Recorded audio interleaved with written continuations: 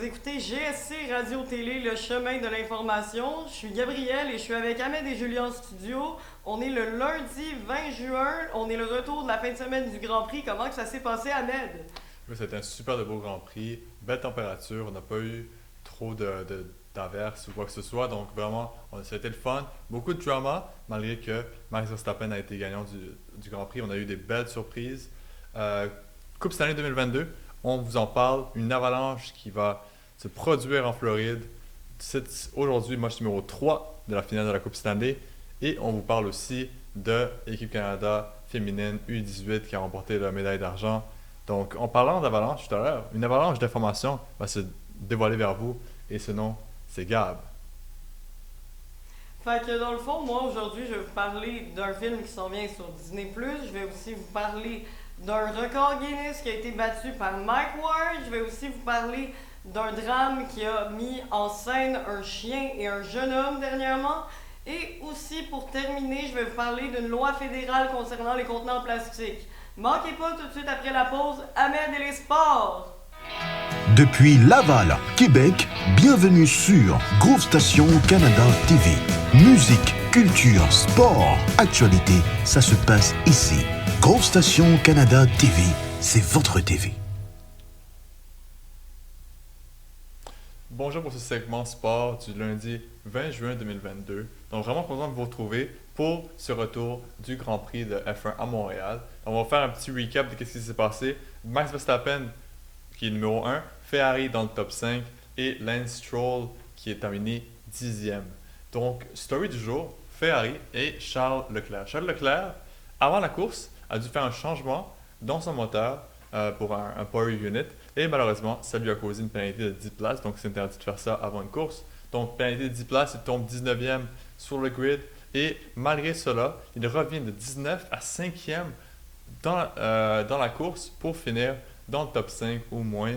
Pour lui, il a décrit comme étant une déception pour lui d'avoir fini dernier malgré avoir été retourné. Pour lui, c'est une déception. Et moi, je vois ça comme une performance légendaire de sa part. De 19 à 5e, c'est vraiment bien. Surtout qu'en ce moment, dans la F1, c'est très compétitif. Il y a beaucoup de bons jeunes pilotes qui sont en train de faire leur place. Mais Ferrari, qui revient dans la conversation comme étant une des top écuries. On sait que Red Bull et Mercedes qui se battent en ce moment, qui se battent depuis au moins les 10 dernières années, ou peut-être plus que ça, pour savoir qui est la meilleure écurie entre les deux. Mais Ferrari qui revient dans cette conversation, qui veut devenir une des top écuries, et peut-être avec Carlos Sainz et Charles Leclerc, un duo remarquable depuis le début de la saison. Ils pourront faire une différence pour Ferrari, c'est à voir.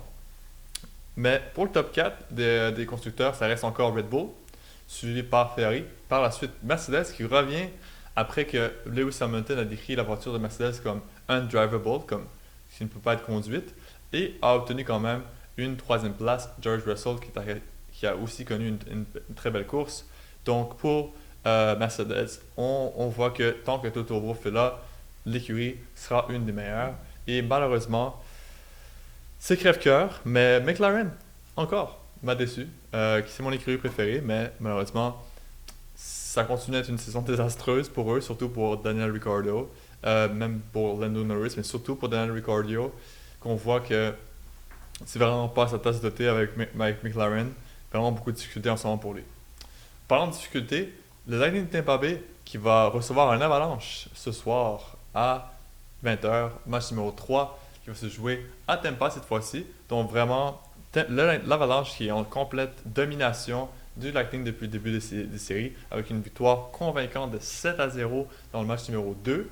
Donc vraiment, pour le Lightning, on sent qu'ils sont dans les câbles, mais c'est une situation qui ne sont pas inconnues. C'est vraiment, ils sont en territoire connu. On sait que face aux Rangers de New York, ils perdaient 2-0. La série sont revenus derrière. Donc, comme on dit, tant que la grosse madame n'a pas fini de chanter, mais c'est pas fini pour le Lightning, et le Lightning va faire chanter la grosse madame autant qu'ils peuvent. Elle aura plus de voix, la pauvre femme, ils s'en foutent, ils veulent continuer dans cette série et aller vers une troisième Coupe Stanley de suite, mais l'Avalanche ne veulent pas. Ils veulent aller gagner les 2 prochains matchs et en finir avec le Lightning, leur faire perdre leur domination et aller chercher une première Coupe Stanley depuis 2001.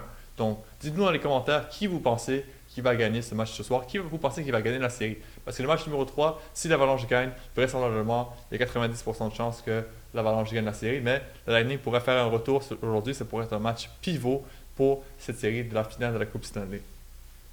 Et pour finir, hier, un match de médaille d'or s'est joué entre le Canada et les États-Unis dans les moins de 18 ans féminins au basketball.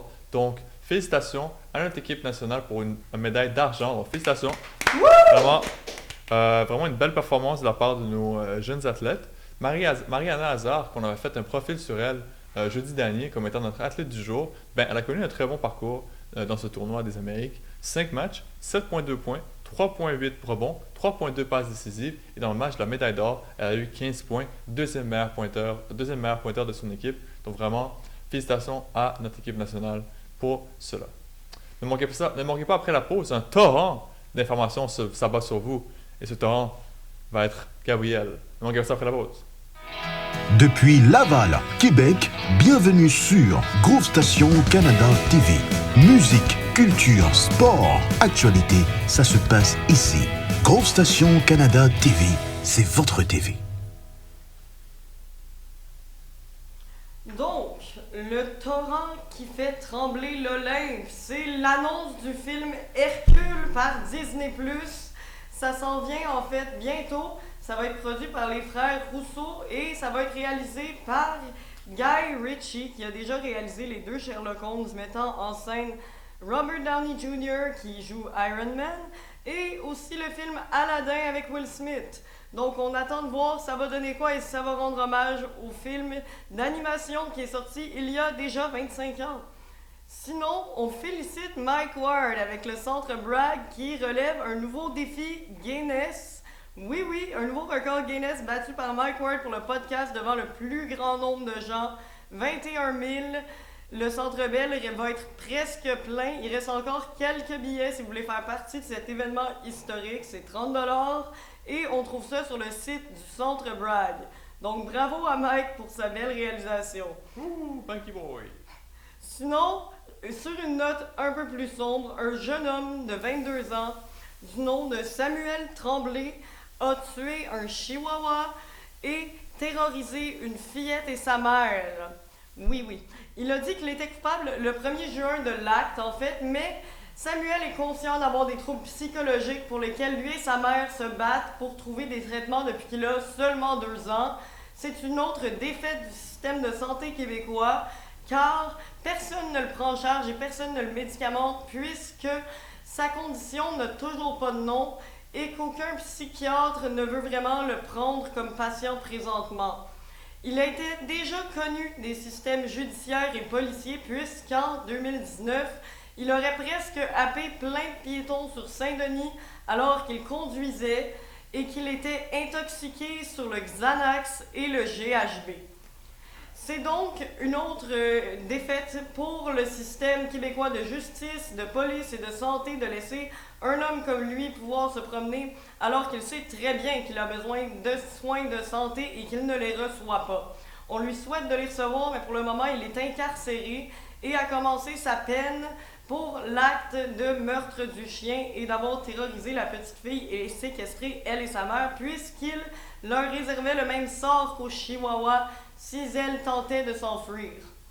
On termine sur les contenants de plastique car le gouvernement Trudeau a décidé de devenir 100% vert au Canada d'ici 2025 et commence cela en interdisant d'ici la fin de l'année les contenants de plastique, les couvercles de contenants de plastique, les pailles de plastique, les sacs de plastique ainsi que les bâtonnets pour mélanger en plastique.